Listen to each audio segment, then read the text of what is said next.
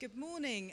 Thank you for joining us so early on Saturday morning for a fantastic lineup of people to talk about coastal heritage and climate change and community resilience.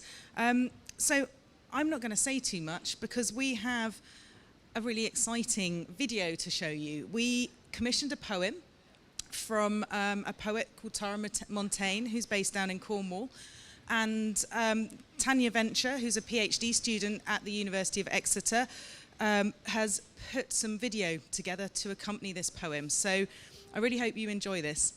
Thank you.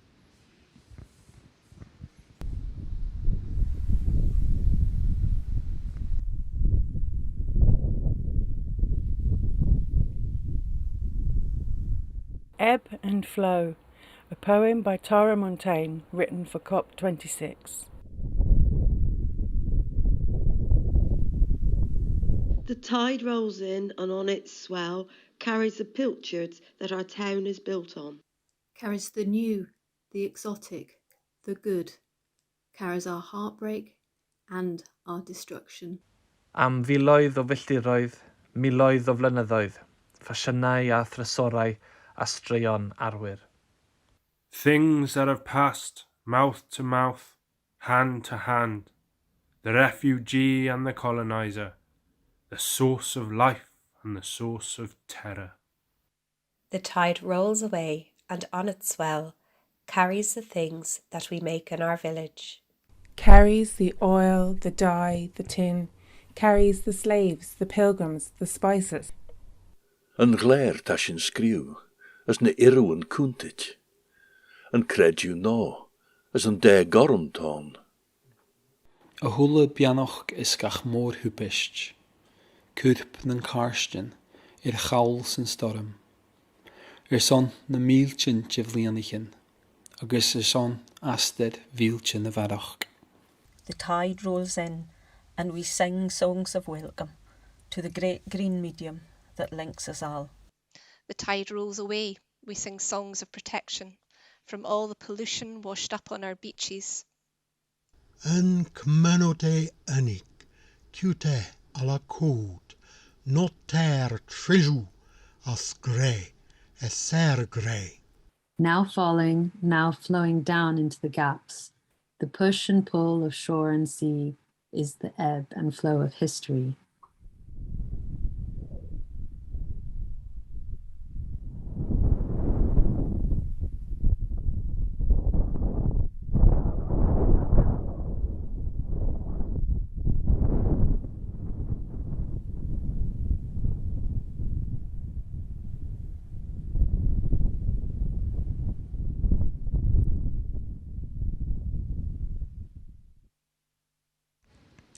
Was wonderful, thank you. So a nice, easy start to a morning there. It gives me my great pleasure to introduce our keynote speaker today, Claire Pillman, Chief Executive of Natural Resources Wales.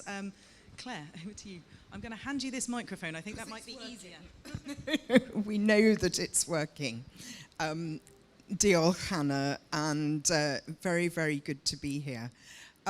This for me is a special delight because it brings together in a way two parts of my working life. So I started way back in 1990 working for the Royal Commission on the Historical Monuments of England.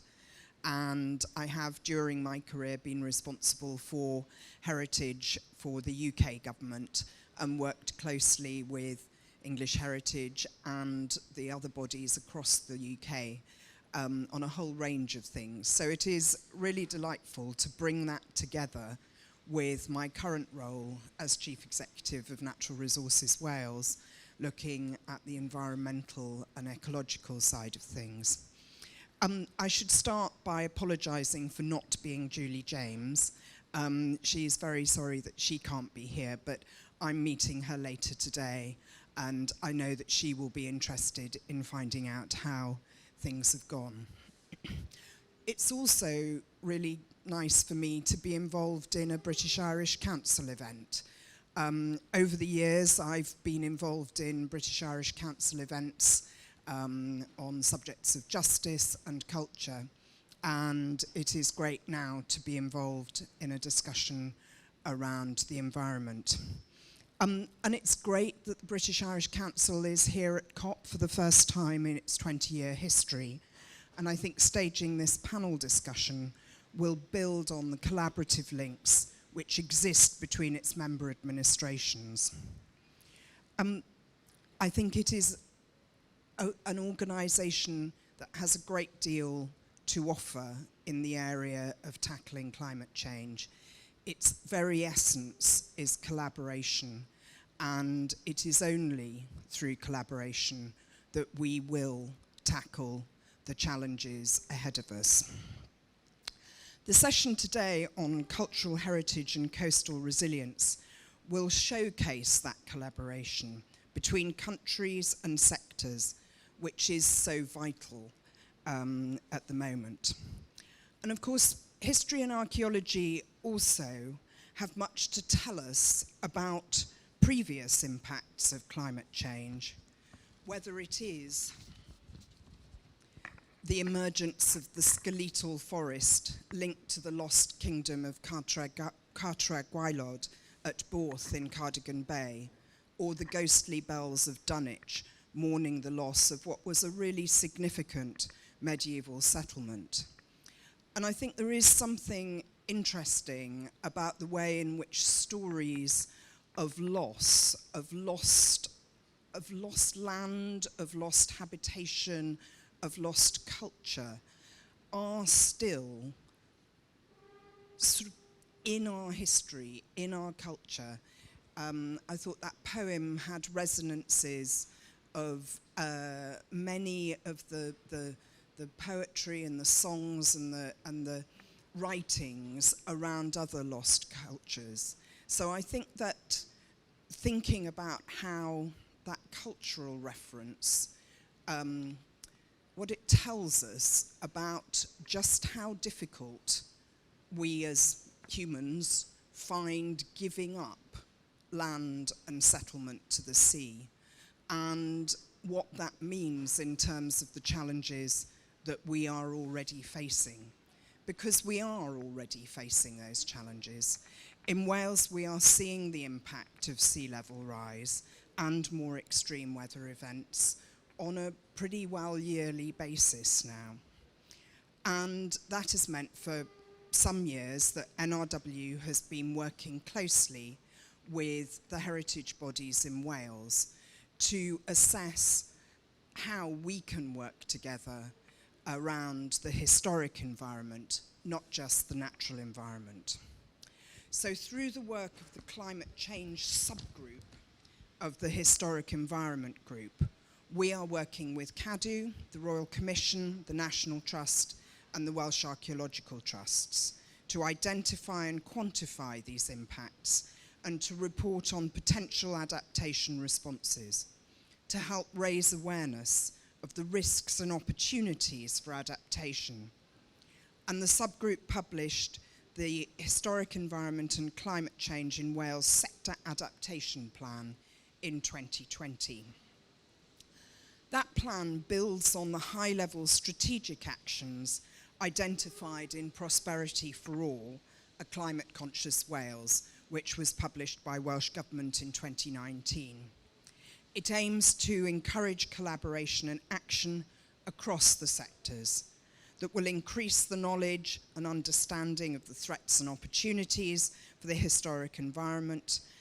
It will increase capacity by developing awareness, skills, and tools to manage the impact of climate change on the historic environment. And it'll build on the resilience of the historic environment by taking action to adopt and respond to the risks, to reduce vulnerability and maximise the benefits. We'll hear later on in this session from the excellent Cherish project, which for me exemplifies the way in which we should be working with partners in Wales and beyond, and really the extraordinary information and research that it's doing, I think, will be very powerful I mean, it's there because of historic environment and climate change. Actually, it's just really good archaeology, which is great to see. I look forward to the rest of the session, finding out more what's happening in other countries, and I know that it will be a really good opportunity to share best practice, to share ideas, and that is, after all, what it's all about. Thank you very much.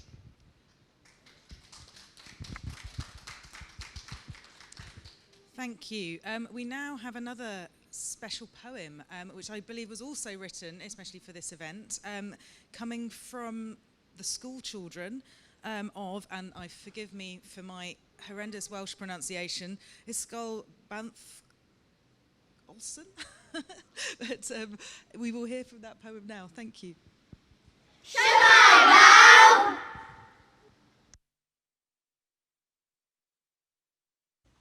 Disgyblion ysgol Bangor Felen ydyn ni. Neu ysgol y banc, fel i ni'n ei galw. Ysgol bach wledig yn Nghwm Gwendraeth, Sir Gaerfyrddin yw ysgol Bangor Felen. Sir sy'n llawn arwer, chwedlau, hanesion, straeon, castell, a pobl agos atoch. Rydym ni yn Sir Garwyr sy'n barod I gydweithio heddiw I baratoi am ddyfodol gwyrdd yfory. We are the pupils of Bangor Felen School. Or Bank School, as some call it. Bangor Felen School is a small rural school in the Gwendraeth Valley in the county of Carmarthenshire. A county full of heroes, myth, legends, stories, castles, and welcoming residents. We in Carmarthenshire are ready to do our best to prepare today for tomorrow's green future.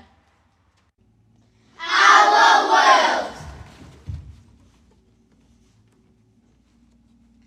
I am the murderous veil, choking the earth as I grow. I am the killing machine, destroying hundreds of trees.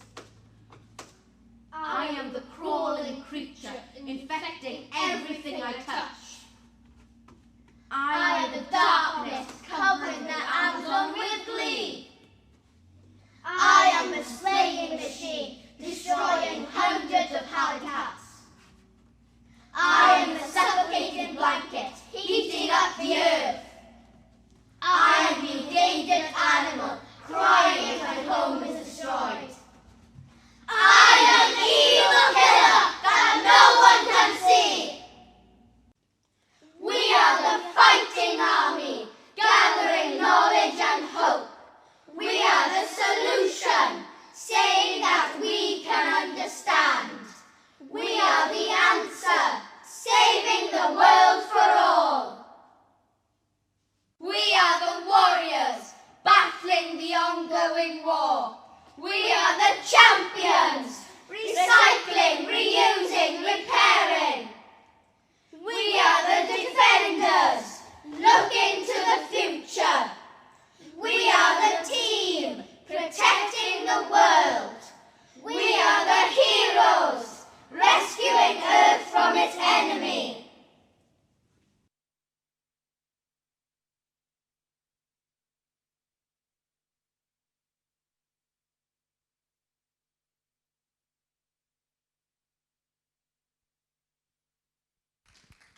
That was absolutely wonderful. I'd not seen that before, so that was a real pleasure. Thank you very much.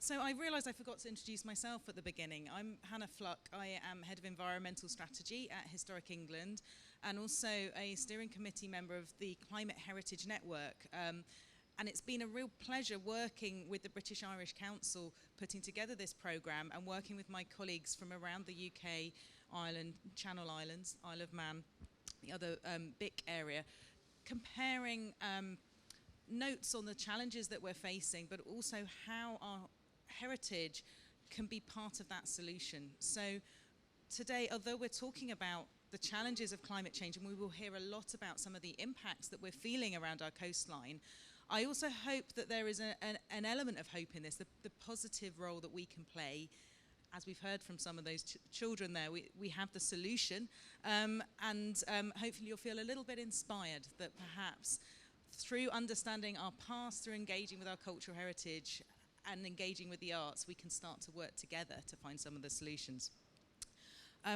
So we're going to hear from a series of speakers now, and we also have more videos sharing more of the work that's happening around the British Irish Council area.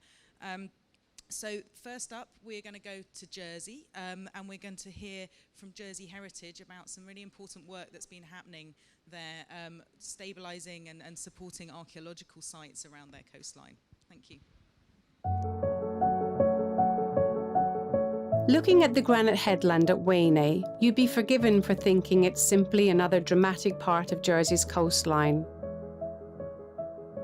But inside the headland's rocky ravines lies La Cotte de Saint Brelad, a precious and natural time capsule holding 250,000 years of exceptional scientific and archaeological evidence, and preserving the longest uninterrupted record of Neanderthal people and their environments in northwest Europe. This world-class evidence found at La Cotte is history before the written word. It gives us a sense of everyday life in the past, allowing us to assess how early humans were living in and using the landscape. It allows us to connect with the now extinct Neanderthal people. They lived in the company of steppe mammoths, woolly rhinos, Arctic foxes and reindeer, constructed shelters, built fires, and used spaces like La Cotte to feed, sleep, care and share in. Just as we would today, the Neanderthal people put making a safe and secure home at the centre of their lives. Learning about the lives of early people helps to shape our understanding of who we are. They played a vital part in the wider human story of adapting to climate change that has led to us being the globally dominating species we are today. La Cotte has already revealed many internationally important discoveries, but much of the site is waiting to be excavated. We are committed to making new discoveries and to protecting the site, which is under threat from storms and rising sea levels. It is a long-term challenge that we have begun, but we need your help to continue if we are to learn more from La Cotte before the knowledge is quite literally washed away. What is left for future generations depends entirely on what we all do now. Please support us today to preserve this irreplaceable history buried in a remarkable but vulnerable site. Together, let's make history.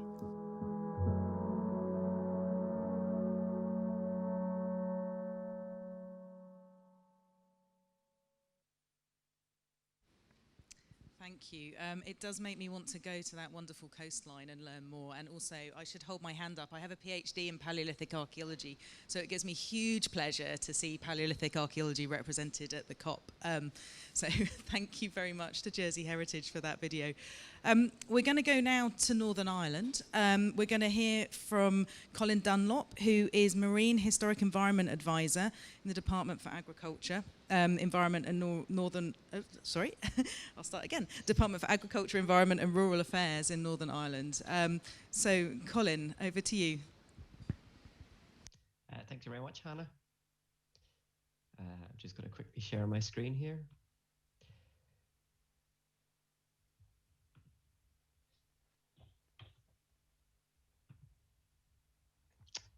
So Northern Ireland has around 20,000 recorded cultural heritage sites. 10% of these are in our coastal zone, and most are likely to be affected by climate change, either from general sea level rises or increasing storm surge events. Over the last year, we in Northern Ireland have begun the process of assessing the effects of climate change in these sites and developing plans to mitigate for its effects. One site I would like to show you is in the very northern corner of Northern Ireland on Magilligan Point, which is the small rectangle on this slide. For the last 200 years, a Martello Tower has stood sentry at the mouth of Lough Foyle. It sits in the corner of a sand dune complex which contains many archaeological features dating from the Mesolithic through to World War II defensive sites. This Martello Tower has been identified as one of our highest risk heritage assets. Using orthophotos taken over the last 20 years, you can see the steady erosion of the dunes to the west of this tower. This has been principally caused by storm surge events rather than rising sea levels. But as you can see, over the years, there has been a gradual loss, sometimes faster, sometimes slower, with around 30 metres of loss until the present day. And while there are some signs that the dune is renewing, a single storm surge event is likely to wipe out this accretion. And if the encroachment of the sea continues at its current pace, within 20 years, this Martello Tower is likely to disappear. In last slide, you can see the position of the tower, but obviously with the sea encroaching, it'll probably just be a pile of rubble. While these orthophotos have proved useful for identifying general coastal change trends, they lack the topographic detail required to assess the current status of our coastal heritage sites, or to give us a baseline from which to review change over time. Having identified this gap on our knowledge, the government in Northern Ireland has commissioned a full coastal LiDAR survey, providing orthophotos, digital terrain models at a resolution of at least 0.25 metres, but hopefully down to 0.1 metres. It will be used as a baseline for assessment of the current status of our coastline and the heritage assets which lie along it. To allow for assessment of change over time, we are planning to do this flight on a 3-year cycle.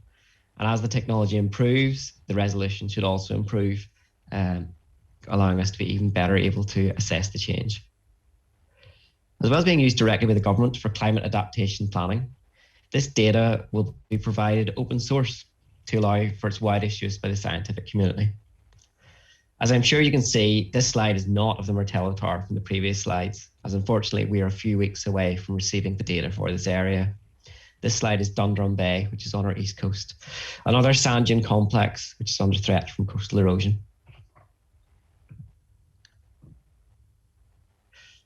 This final slide shows a joint Cherish and Discovery Programme project, which has used photogrammetry to assess the change on a 2-year period at Killincooley Beg Fort in County Wicklow.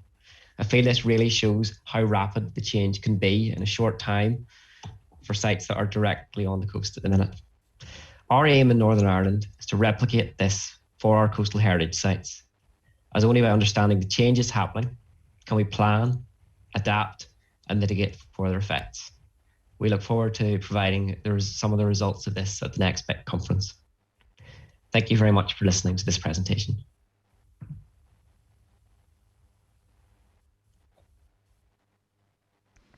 That's brilliant. Thank you so much, Colin. And it's really great to see how that technology is really helping understand the challenges. And as Colin says, the importance of understanding the problem before we try and tackle it is something that I think is at the forefront of our minds when we're looking at some of these challenges around our coast. We're going to go to Scotland now. We're going to hear from Mari Davis. She's Climate Change Policy Manager at Historic Environment Scotland. And she is going to talk to us about some of the collaborative work that's been happening in Scotland to both understand those challenges and also working towards some of the solutions. Mari. Good morning, everybody. We're first going to go to a video about Dynamic Coast, which Historic Environment Scotland has been a partner in for the last few years.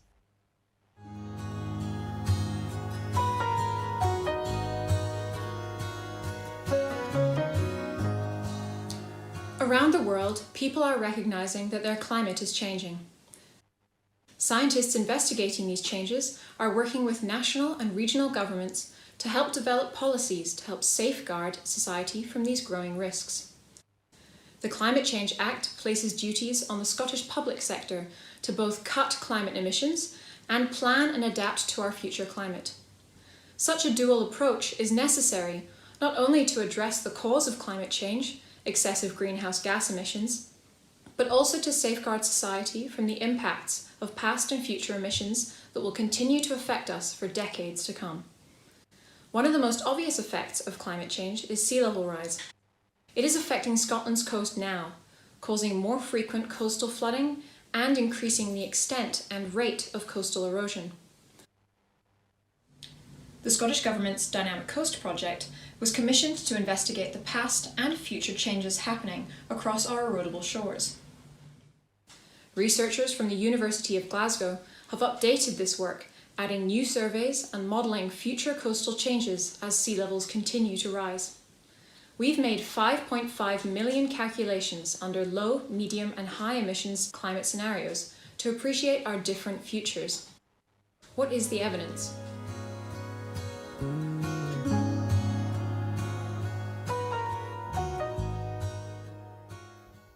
Coastal erosion is affecting more of our erodible shore than ever before, with the extent and rate of erosion anticipated to increase under all emissions scenarios due to ongoing sea level rise.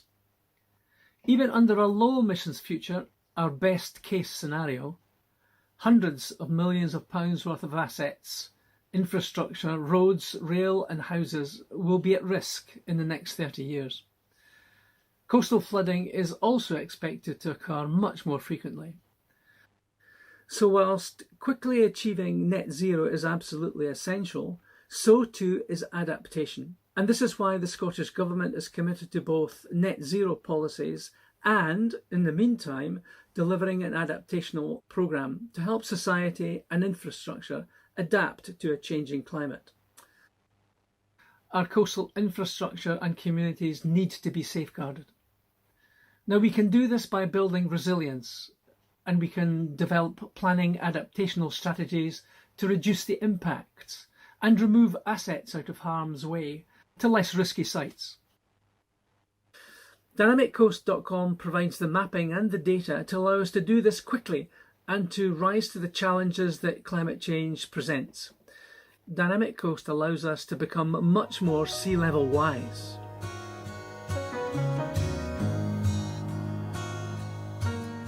What do we mean by becoming sea level wise? We must plan for these changes and invest in artificial defences and natural defences by working with nature, as well as making space for our coast and our assets to move inland. Whilst the risks are increasing, our ability to monitor and model future risks are also improving. So there's plenty we can do. Governments, businesses and communities are developing policies which navigate these growing risks. In some locations we'll choose to invest in higher sea walls and flood embankments, but for much of the coast it will be more sustainable to work with nature, enhance natural defences and create space to allow assets to be moved out of harm's way. Climate leaders around the world, including those in Scotland, are focusing on dynamic, adaptive pathways to better manage the uncertainty and plan ahead to secure a more sustainable future. By planning for multiple strategies, we can move between them as events unfold. The Scottish Government recognises the challenges facing coastal communities, infrastructure and buildings that are increasingly threatened by climate change. We are encouraging local authorities to prepare coastal change adaptation plans, supported by an additional £12 million of investment. We have clear net zero ambitions, complemented by our climate change adaptation programme, which aims to prepare us for the impacts that are already locked in. Dynamic Coast is part of this wider national programme to build climate resilient communities.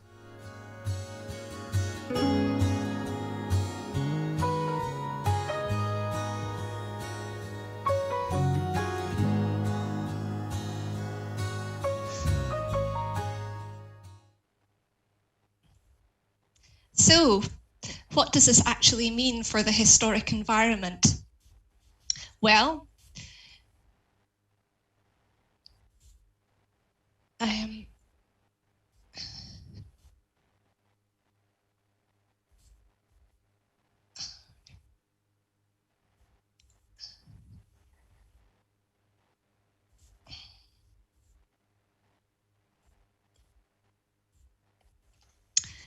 for Skara Brae, we have been looking at the coastal erosion and seeing what is in store for the next 100 years. So Skara Brae was uncovered by coastal erosion, really, by a big storm in about 1850. And since the 1920s, it's been protected by a seawall.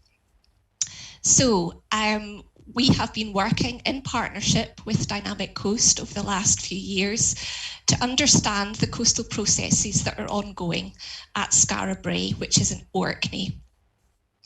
So we have been undertaking monitoring over the last every couple of years for the last 11 years to really understand what's going on. And we have worked in partnership with Dynamic Coast to develop adaptation options for this site. So we have a brand new recommendations report, which is available on the Dynamic Coast website for all to see. And we will be working over the next few years to develop our plan for this site. So the other thing that we have been looking at, Mr. Matheson mentioned climate resilient communities. We really need to understand what that means for the historic environment. So we have been looking at the vulnerability, both of the site, but also of the community in Orkney, and looking at the adaptive capacity. So we have partnered in the Climate Vulnerability Index and piloted that in Orkney. So this is the first time that it's been applied to a World Heritage Site that is inscribed for its cultural heritage value. So our next video goes into a bit more detail about what that's meant.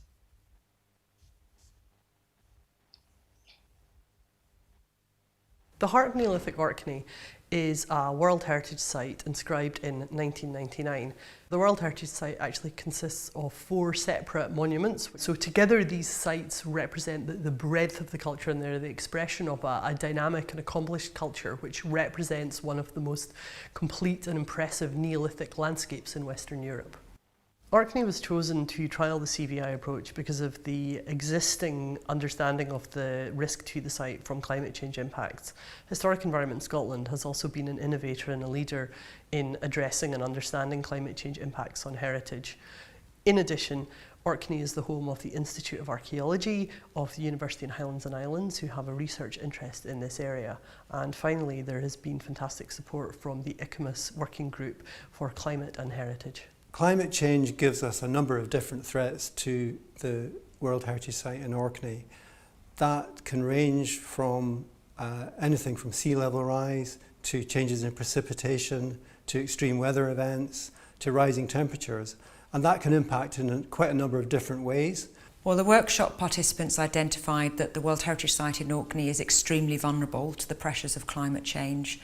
We identified 3 key climate drivers which we used for the assessment, but we also recognised that there were other climate drivers that we need to do more work on and think about for the future. The overall vulnerability of the outstanding universal value was in the highest category. The community vulnerability was in the middle category, recognising the adaptive capacity of the community on Orkney. Overall, we recognise that climate impacts are increasingly likely to add and compound other issues on the islands, which include increased tourism numbers, infrastructure development and changing agricultural practices. Attending the workshop, we were really pleased to welcome site managers from Ireland, from England, from Scotland. We had the county archaeologists from the other Scottish Isles. We had academics from across the world.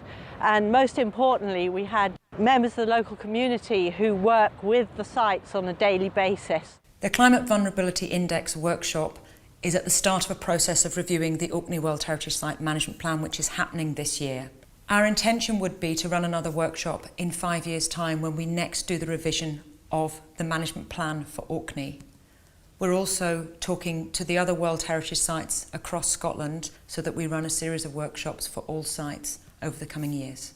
The results of the CVI in Orkney will be used to inform and guide others globally who manage World Heritage Sites to consider how they might best assess risk of climate change to their sites.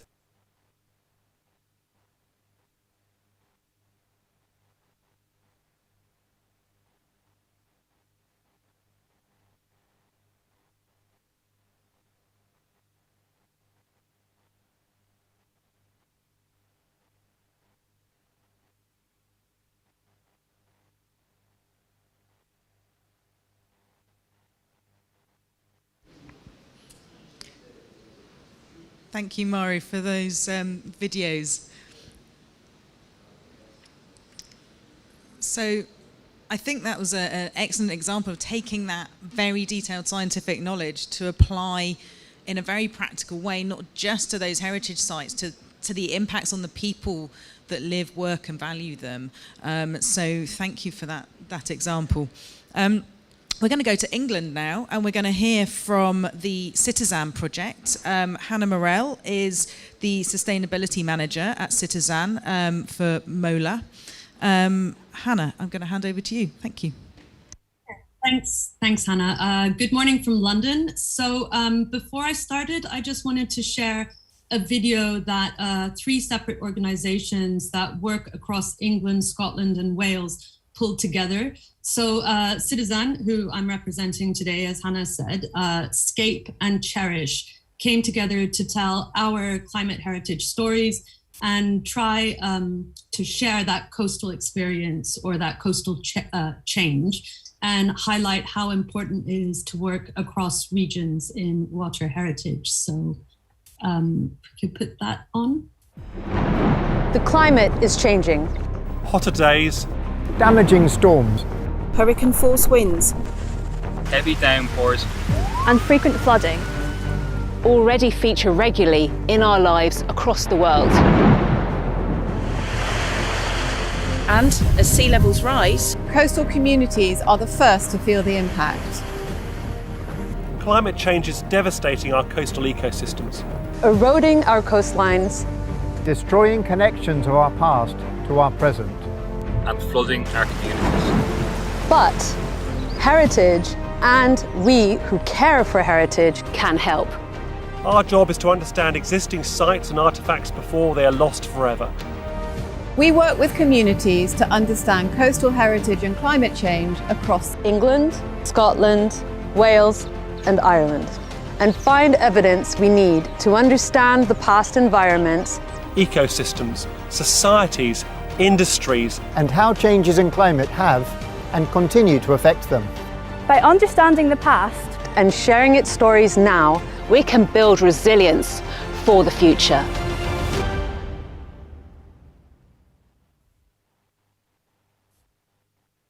Fantastic. So I'm just going to share my slides, and hopefully you can see that in the backdrop. But yeah, so, well, if that video didn't make you want to fund coastal heritage, I don't know what will. So just to say, there are 14 of those short videos which draw on different coastal sites from across the 3 countries mentioned, and you can watch it via our YouTube channels, or just follow us on Twitter, and you will be able to see it. I'm just trying to get my slides started. So first, by water heritage, I just wanted to throw out a little bit of explaining what that is, but you know, it encompasses our oceans, our freshwater systems, the rivers, the streams, the wetlands, the ponds that are significant to us as humans and to our biodiverse friends out there. And well, one of the things that was so important to me about making the climate heritage videos with others was really to emphasize that importance of people, of partnerships, and of working across regions, disciplines, land and seascapes, and also egos, actually. And I think it's really important to realize how difficult it is to work in partnerships, but how important it is to reach with communities and stretch across our comfort zones as well. And I believe that in the work that we do, we need to always have that people-centered approach at the heart of everything. And heritage is absolutely at the heart of making that happen through its focus and through its methodologies as well. I think we're quite equipped to help other disciplines and other sectors find that approach in how to communicate with communities. But in short, I'd say people are what makes our work naturally and organically interdisciplinary. And harnessing local knowledge in a way that values people and makes them feel valued, and investing in them lets us really understand our communities, value that local knowledge, grasp how it is that we as the public understand change and what that means to how we approach risks or climate measures or solutions and decision making. But it also empowers people.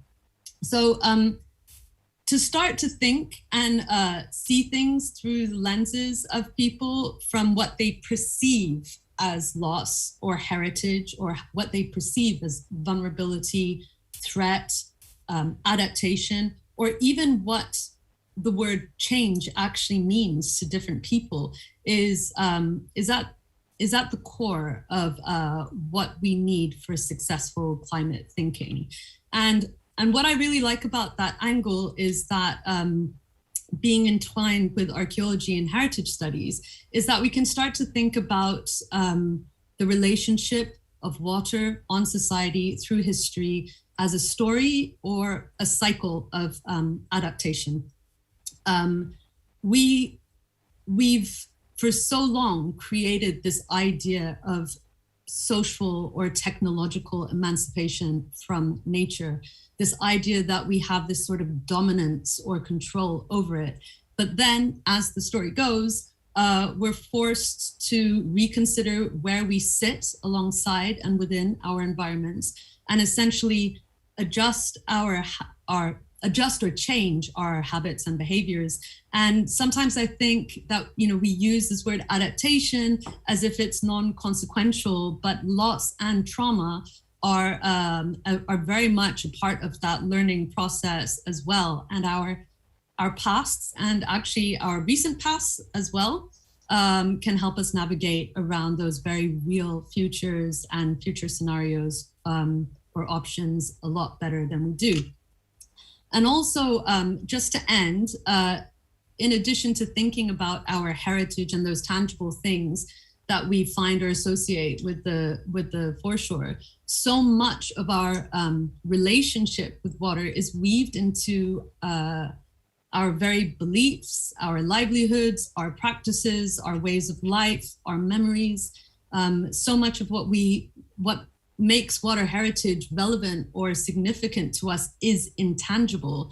So I just want to stress that intangible heritage. And I think that the people-centered approaches certainly unlocks that world. And so Citizen actually has really shown how this work can work successfully, and how it can get a wealth of data from working from people, both qualitative and quantitative, so we can get that people-centered research. So I will leave it at that. Thank you very much.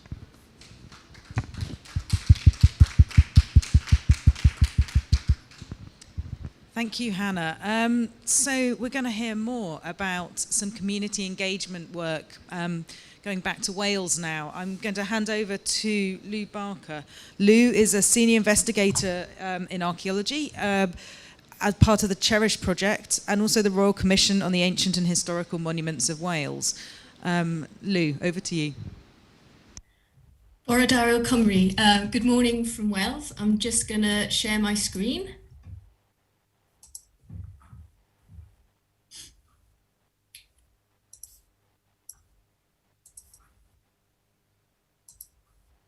Okay, hopefully you can see all that clearly. I'm delighted to be here at this British Irish Council COP Resilience event. And over the next few minutes, I want to showcase Cherish, the Wales Island European funded climate change and cultural heritage project. and really focus on two things, which I think all the speakers here have already been focusing on. The importance of collaboration. Lou, sorry to interrupt you. We can't actually see your slides. Oh, that's no good, is it? Okay, let me have another go.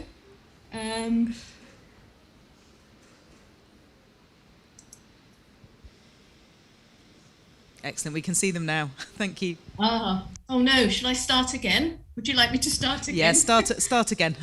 Start again. There we go.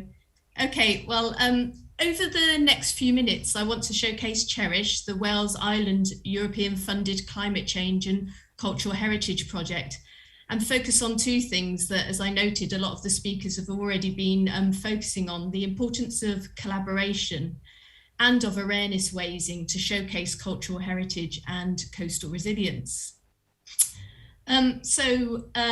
In a nutshell, Cherish is about investigating a number of coastal and maritime heritage sites and landscapes, as illustrated on the map that you can see here, and with the main aim of raising awareness and understanding of the past, present and near future impacts of climate change on both the Irish and Wales coasts. Like this event, Cherish highlights the importance of cross-border and cross-disciplinary working, and this is crucial in showcasing how the historic environment can contribute to climate adaptation and resilience. I'm an archaeologist working on Cherish, but I have the privilege of working with leading specialists in a variety of fields covering climate change, hydrography, geology, remote sensing, environmental science, and scientific dating. And this provides Cherish with a comprehensive toolkit, as you can see on the illustration here, enabling us to study in great detail heritage sites and landscapes.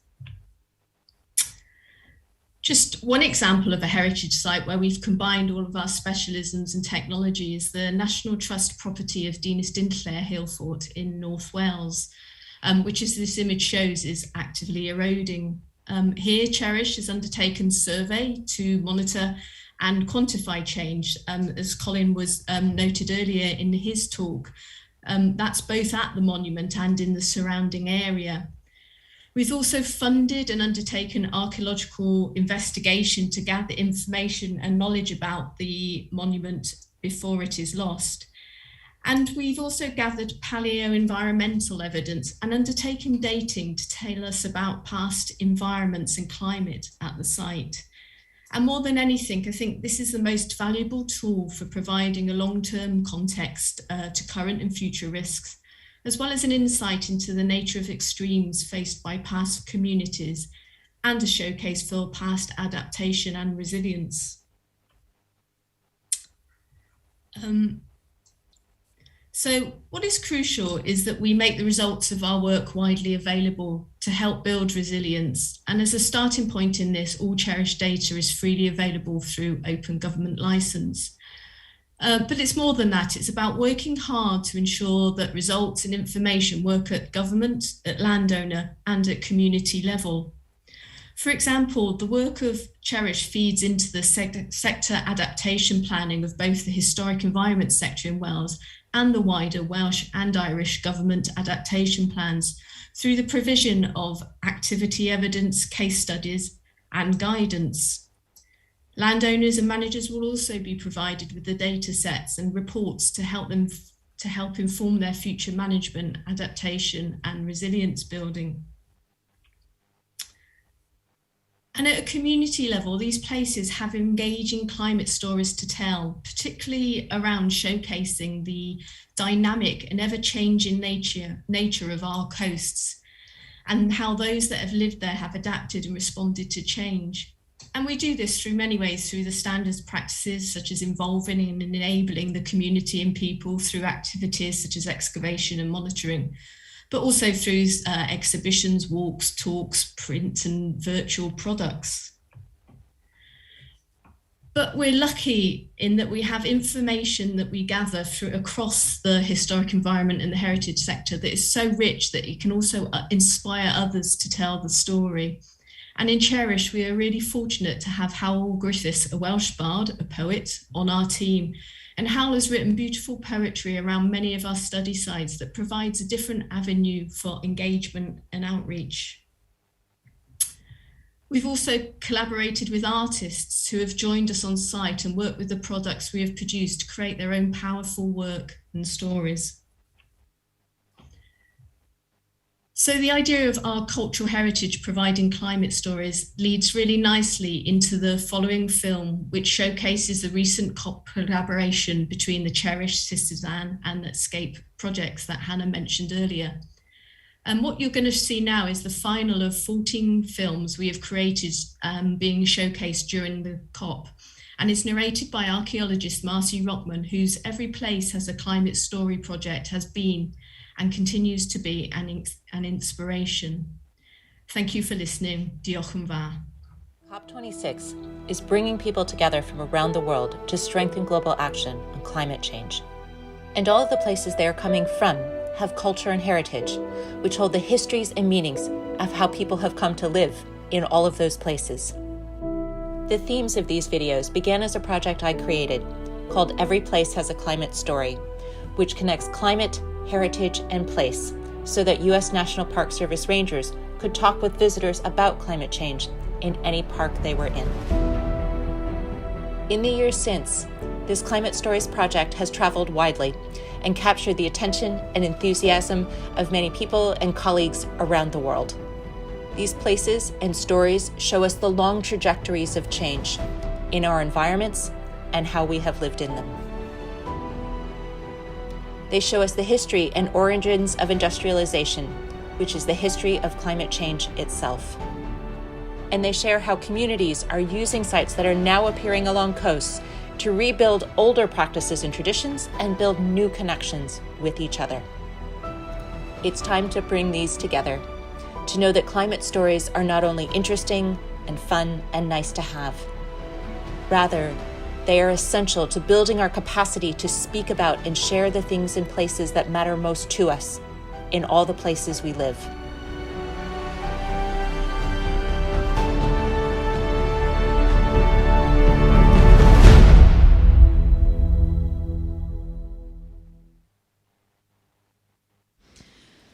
Thank you, Louise. That was a really inspiring video at the end there. I think this idea of the stories that we tell through our connections with places through time is an extremely powerful message.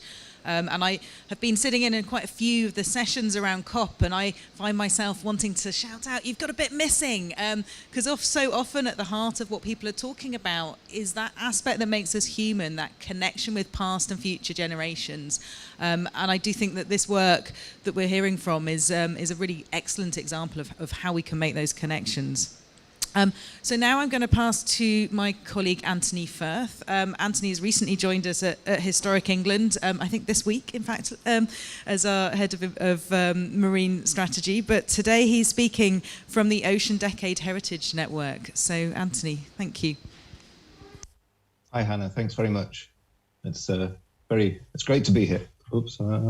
Great to be here. So I just wanted to talk a little bit about the, obviously we've seen some fantastic work this morning, showing what's going on in the BIC area. I wanted just to talk a little about how that relates to the wider world. And we have an opportunity and really, I think, a responsibility for BIC area-based organizations to share our experience and capabilities relating to cultural heritage and climate resilience.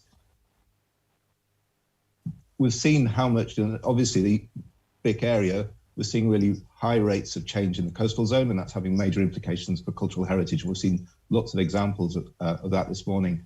But that's very true of so many other places around the world where, whether it's erosion or flooding or a whole range of climate-related pressures are affecting cultural heritage, and the communities who find that heritage really important to them.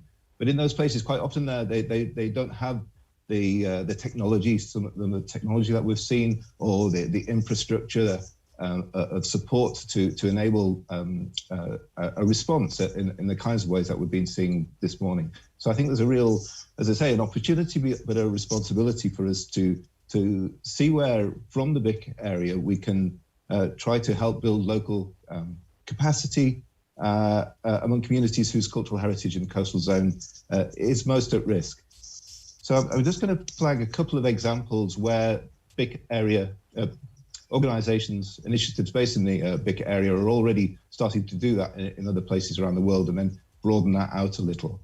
So if you just bear with me while I share my screen a moment. So I hope you can see that. Yeah, great. So I'm just going to mention here first the Maria project in the MENA region. So that's Middle East and North Africa. That's based at the universities of Southampton and Ulster. And they're working with colleagues in the region, across the MENA region, pretty much from North Africa through to the Gulf, to develop inventories of coastal heritage that are at risk from climate change and other threats. So Colin early on said about the number of heritage sites that there are in Northern Ireland, along the Northern Ireland coast. In some places, they don't even really have the numbers for that. There's that kind of understanding of the size of the resource and the degree to which it's a threat. That sort of relatively what we might take as being straightforward information in the BIC area is really just not available. So that's the MENA project is really doing a lot of work there to try and understand that, to understand the extent of risk and the range of pressures that are affecting cultural heritage in the coastal zone in particular. And I also want to mention the Rising from the Depths network, which is focused on East Africa, and it's coordinated by the University of Edinburgh.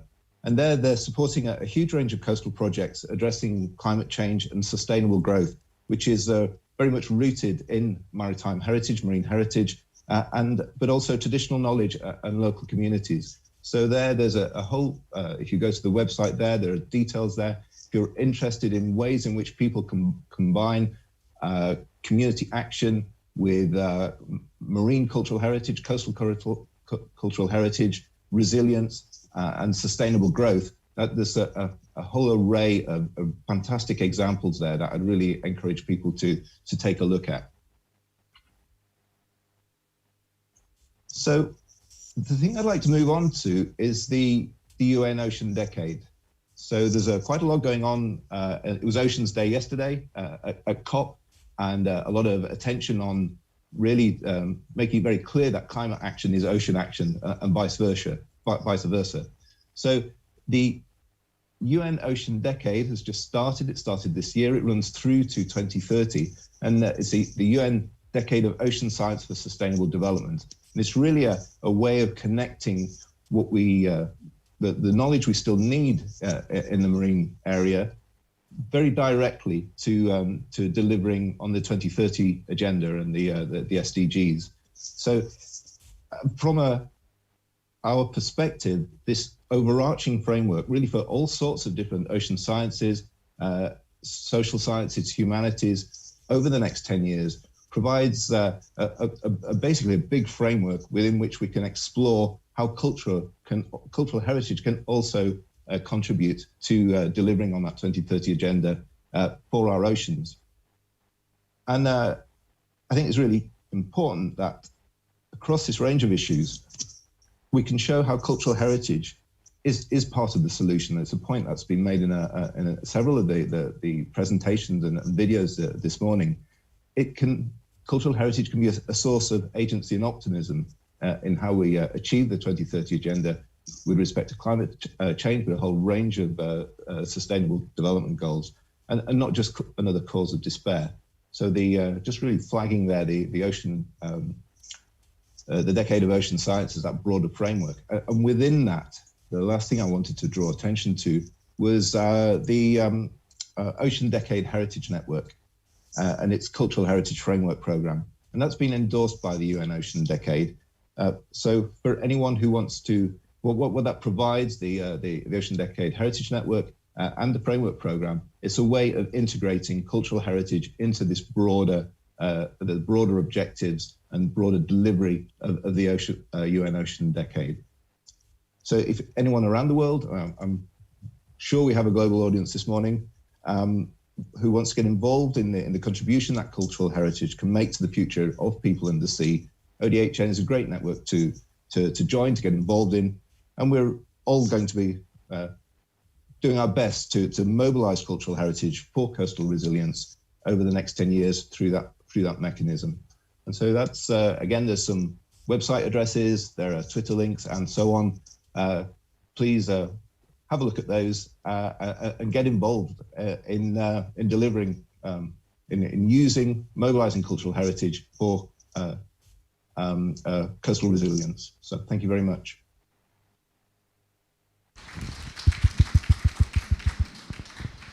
Thank you very much, Anthony. Fantastic to hear the range of projects that are happening around the world there. So do go and check out those resources that Anthony was pointing you towards. We have our final speaker now, Kate Delaney from the Creative Island programme. We heard a little bit earlier about how that overlap between our historic environment, cultural heritage and the arts can really start to explore some of these quite complex issues, the science that can be quite hard to understand, and the Creative Island programme is looking into that in more detail about how the creative arts can really make a contribution to this. Do we have Kate's presentation? Thank you. The Creative Ireland programme is a culture-based, all-of-government initiative based in the Department of Tourism, Culture, Arts, Gaeltacht, Sport and Media, the core proposition of which is that participation in cultural activity by everyone drives personal and collective creativity with significant implications for individual and societal well-being and achievement. The programme for government supports Creative Ireland in engaging the public on climate change through the Cultural and Creative Sectors Initiative. Creative Climate Action is a fund from the Creative Ireland programme in collaboration with the Department of Environment, Climate and Communications, launched in March 2021. It saw collaborative projects that could offer innovative means through the cultural, arts and creative sectors of engaging the public on the urgent need for climate action and behavioural change. A total of 15 projects have been selected for funding up to the end of 2022. And in parallel, the Creative Ireland programme is commissioning research on the initiative. The location of project engagement spans across the Republic of Ireland, with a wide range of project themes, including coastal resilience. Leanton na Farraga, led by Trinity College Dublin School of Natural Sciences, in partnership with artists Timo Aho and Pekka Niitä-Virta, Maynooth University, Dublin Climate Action Regional Office, Algorithm and Native Events, will connect the public tangibly to the risks from sea level rise through a series of light installations across Irish coastal locations. It will demonstrate that the future is in our hands, as the rate and amount of sea level rise depends on our greenhouse gas emissions. Rising, led by Trinity Technology and Enterprise Centre, in partnership with Broken Talkers, Algorithm, Dublin Theatre Festival and Folding Waves, aims to creatively empower the communities of the Dublin Docklands to explore the complexities of climate change and inspire local action to protect the local environment. It will provide opportunities for residents to engage in creative dialogue with artists and climate experts in order to devise practical actions.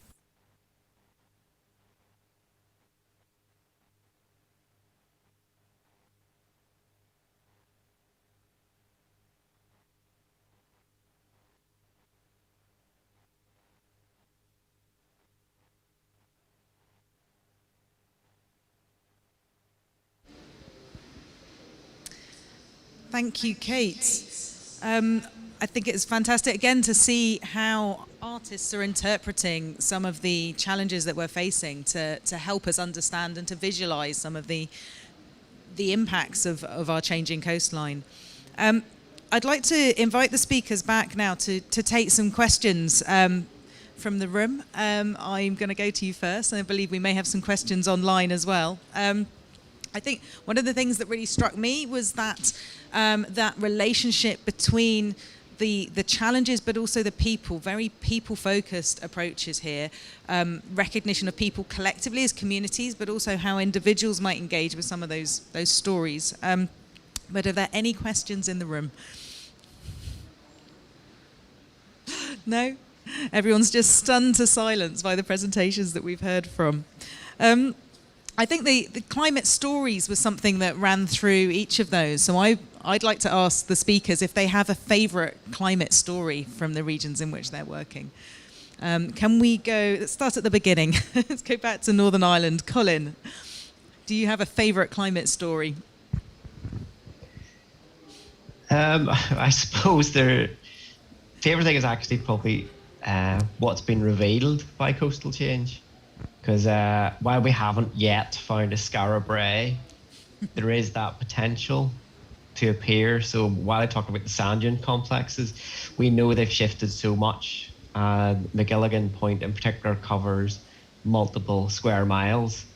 And it has been for a long time an army base, so it's been essentially untouched by development. So while there is the massive negativity and possibly the loss of Martello Tower and some other archaeological sites, there is the potential we may find something new and unique, as we know that same kind of complex would have been occupied in much the same way as Orkney was. So we're lacking that kind of site. So I think my favourite story would be, there's always a flip side or a silver lining to something negative, and that would be my point of view. And I'm sure every other region around Northern Ireland and the British Irish area will have something similar which may appear. So I think that would be my favourite point. That's brilliant. Thank you. Yes, hope for a future Skara Brae in Northern Ireland. One of my most favourite sites that's been discovered in that way is the human footprints at Haysborough in East Anglia, which are the oldest evidence for the human occupation in Britain and date from almost 1 million years ago. And we can see where people were actually walking on our coastline. But as the sea gives, it takes away, and they were only there briefly in order to be studied. So I think, lots of exciting discoveries to come amongst the devastation that we also see with that coastal change. I'm going to go now to Mari. Mari, do you have a favourite climate story? And I'm going to say you can't say Orkney. I'm not going to go to Orkney, no. I'm going to go to Fife.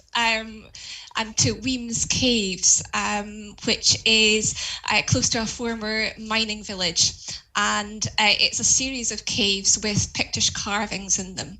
And the community has been on a journey over the last 40 years in coming to terms with the threat to their caves. So Save the Weems Ancient Cave Society was founded back in the 80s. And more recently, they have been engaging with the research being carried out at the University of Glasgow on sea level rise and coastal erosion. And they now have a very active society. They are determined to enjoy and celebrate the caves and their heritage while the caves are still there. So they have developed a museum, which is in the old guide hut in the village, and they very regularly run tours so that both locals and visitors can view the carvings and find out more about their local heritage. So there is obviously a negative there in terms of the threat to their heritage, but also positive in terms of how it's brought the community together against that threat. That's great. That's a lovely example, Mari. Thank you. And I believe there's an excellent video that looks at Weems Cave online as well, if anyone wants to go and have a look at that. There is. Hannah, you introduced that concept of climate stories. Do you have a favourite one yourself? Sorry, was that me? Yes. Sorry. Hannah Morell. Sorry. To be honest, I don't. Citizen, we have 5 different discovery programs, and I think it's just really, really interesting to see how the same kind of model that's weaved across the country just brings up different dynamics with people's stories. So we have things like looking at climate stories that talk about how communities moved their church from one place to another due to coastal erosion, or the Mersey Island one, which is also a NERC project, really was quite interesting with oral histories. And what I loved is they had postcards from, for example, the 1920s, and the community went around the island and then sort of copied, and you might have seen it in the slideshow, copied where the postcard was taken. So you saw this kind of very, very near past, like before and after of what landscapes changed into. And there's things like Medmurray, which is just a realigned landscape, and that has just so many different stories. And of course, the fish traps of East Kent Coast. So I think it's just sometimes the people's stories come in different ways, and they could be a massive community or even a single person's memory. And I think they're all very powerful and quite cool. Thank you. I'm brought to mind a colleague of ours at the National Trust, Keith Jones, who has often talked about the cultural heritage sites being the canaries in the mine. So those of you that don't know, the story is that the miners would take a canary down in the mine, and if you end up with the nasty gases that would knock you out, that canary would keel over before you did.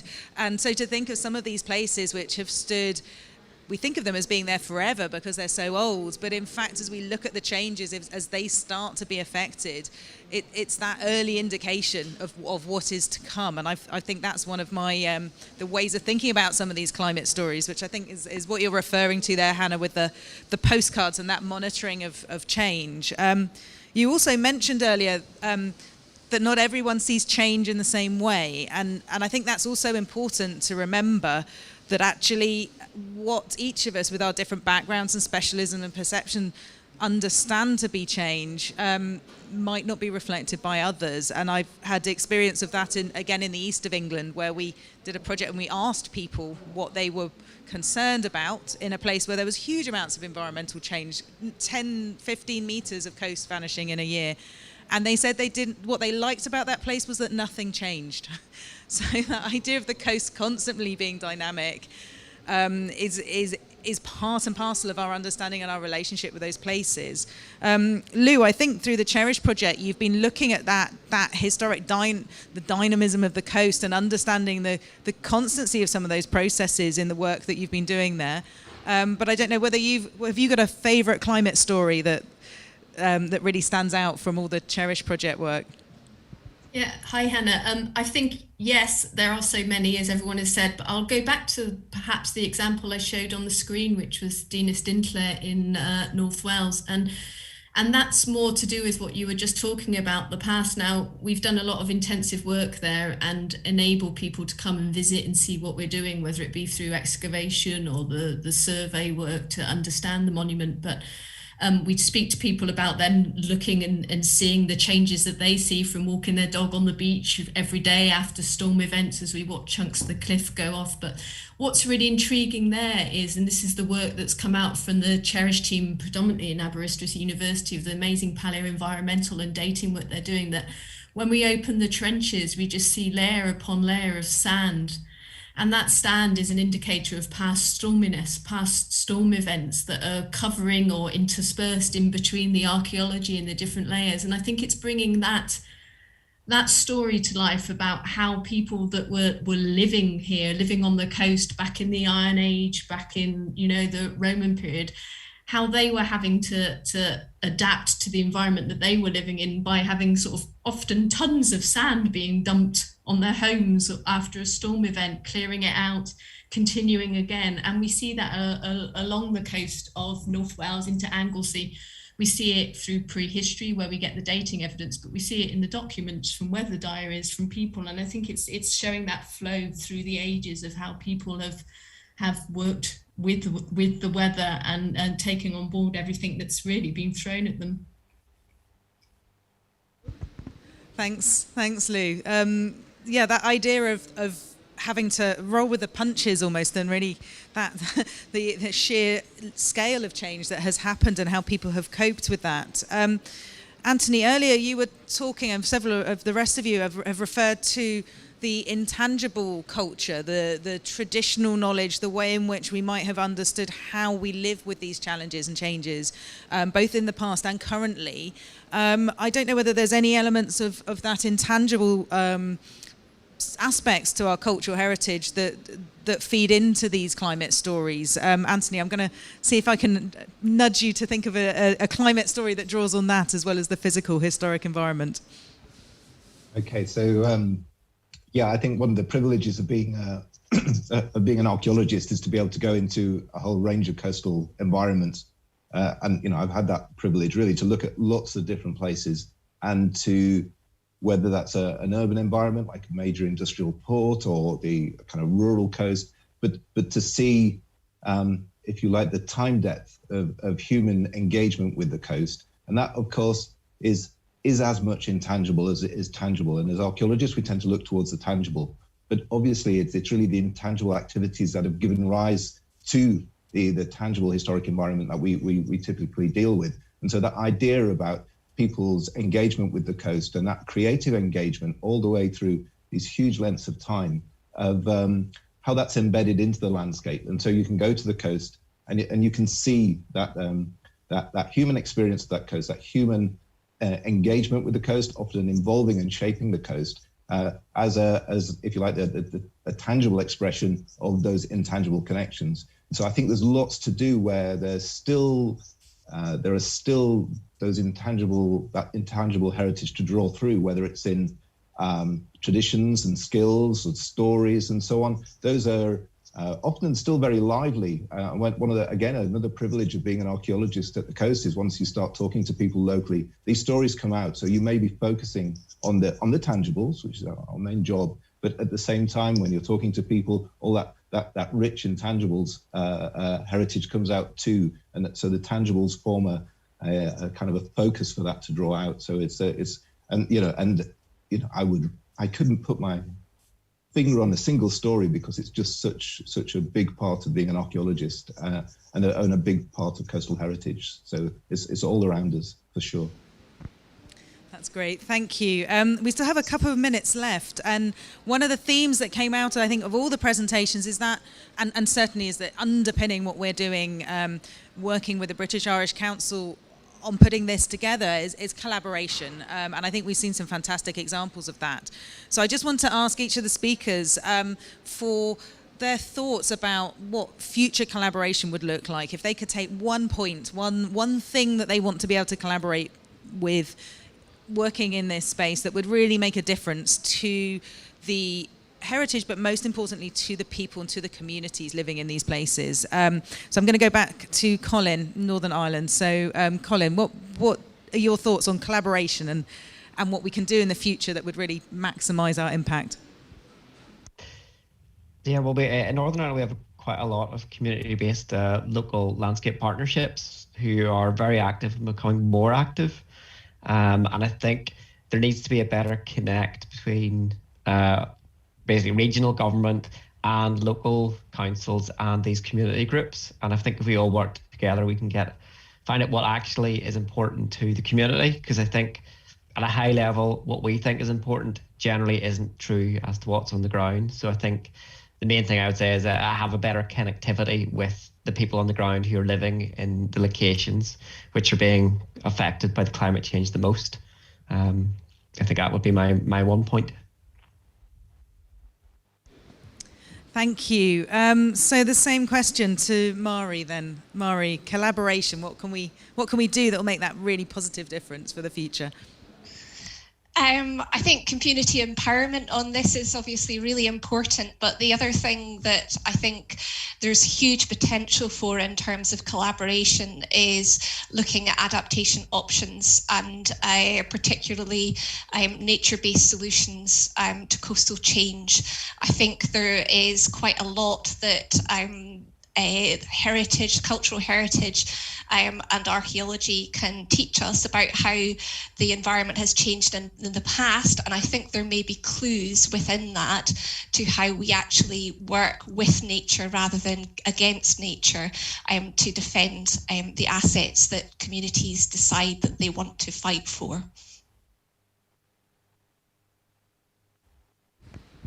Thank you. Hannah, what about the experiences from Citizen of collaboration? What can you share with us as to the importance of that?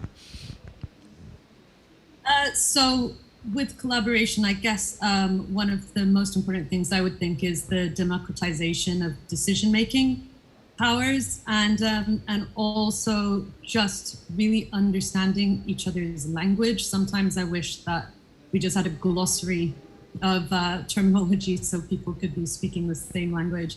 But on a personal note, I would really be interested in, because I think we've done a lot of collaborations with, whether it's the social sciences or landscapes and so on. And it would be really interesting to go a bit more micro and learn about behavioral science or psychology and understand what it is that makes people resistant or willing to make a difference in their own environments and in their lives. So really building on that multidisciplinary and interdisciplinary approach and what happens when we collaborate with other experts. Yeah, I think that's definitely something that I look forward to trying to explore in the future.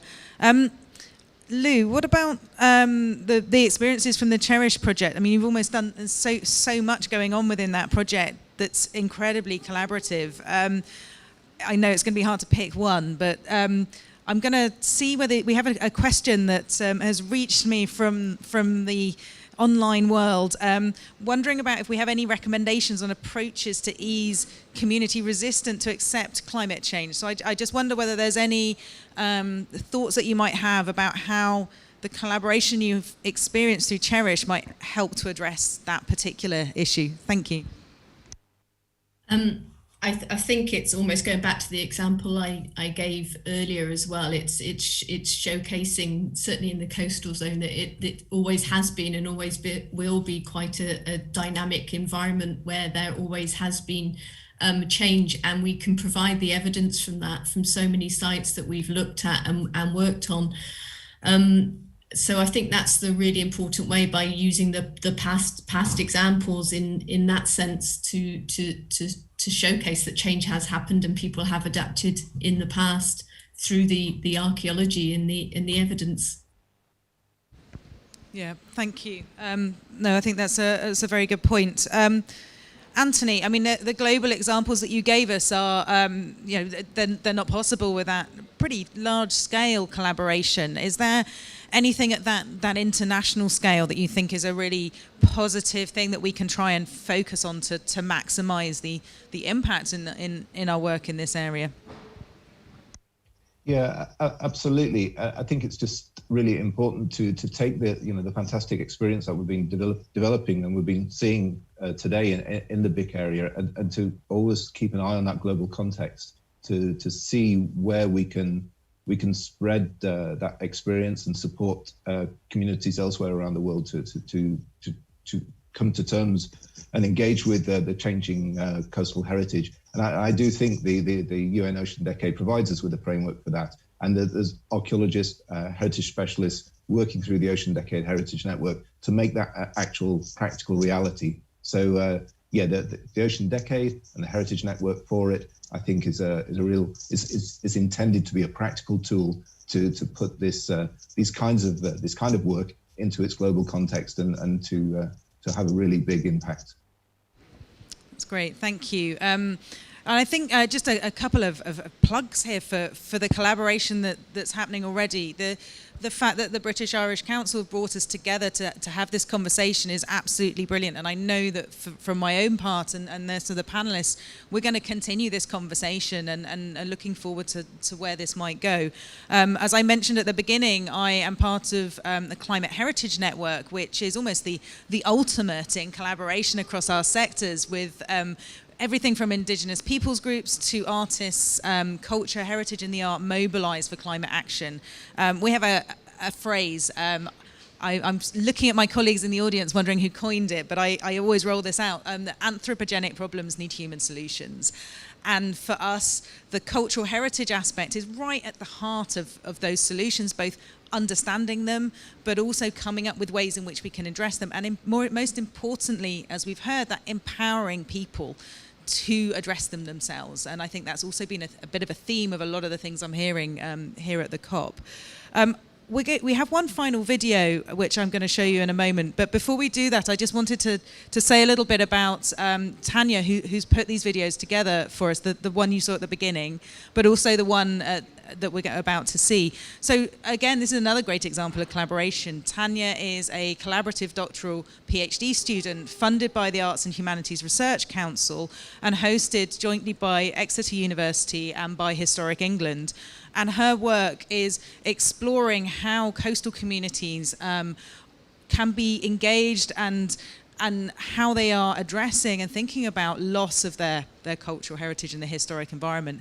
And she's developing innovative approaches using interactive documentary to help reflect the different, maybe conflicting perspectives that people have, the relationships that we have with those places and with the change. And I think it's a nice example of a very positive piece of work to try and address what are really quite challenging and complex issues without trying to present a very single linear perspective of it. Anyway, without further ado, I'm going to hand over to our final video. One of the messages, I think, as well, is about looking to the future. So it's all very well. People think that the historic environment and heritage is about the past. It's not really. The only reason we care about the past is because it's of value, it's of relevance, it provides that continuity between people who are long dead and the far future. And so we're going to hear now from some young voices about their thoughts about the coast. Thank you. Roisin, do you know what the coast is? No. Well, the coast is where the sea meets the land. Have you ever seen the sea? Yes, okay. The beach. The beach. Is the coast. The beach is the coast. Do you like it? Yeah, you're nodding your head. Yes. Yeah, what do you like most about the beach? Making sandcastles when they stay up properly. The sea. The sea. Anything else? Rocks. Anything else? Doggies. Doggies, yeah. They use the sea. I like collecting sea glass and different types of rocks when I go to the beach. Fi'n hoffi chwarae ar y traeth. Well, I sometimes like to jump at the waves, so when the waves come, I like to jump over them. And sometimes I like to go through them. I like to play in the sand, swim in the sea, play with the waves. I love the wildlife there. It's just amazing. I mean, and if the coast is rising, it's going to affect the wildlife there. If the sea changed, would you be happy or sad? To what? If it changed to what? Yeah. If the sea got bigger, would you be happy or sad? Sad. You'd be sad. I think climate change will do something to the coast. I think tides will be much higher, and there will be a lot more ocean, and there will definitely be a lot more plastic. And I think almost every day, they should go and pick up some litter because they can have a nice time at the beach, and also they can be good to the environment. I want to see a lot of animals and fossils and footprints, and I want all the creatures to be happy. I went to a coast yesterday for my dad's birthday, and I saw some gulls that looked really happy. Rwy'n credu bydd arfordir yn newid, bydd y creigiau yn cwmpo, a bydd y môr yn codi. I think the coast is amazing of how people have adapted to live by the sea, and they've built structures, well, sometimes not very good structures, so they fall down a lot, but hopefully the sea won't wipe all of them out, because the coastal history is really important of how people lived with the coast through the ages.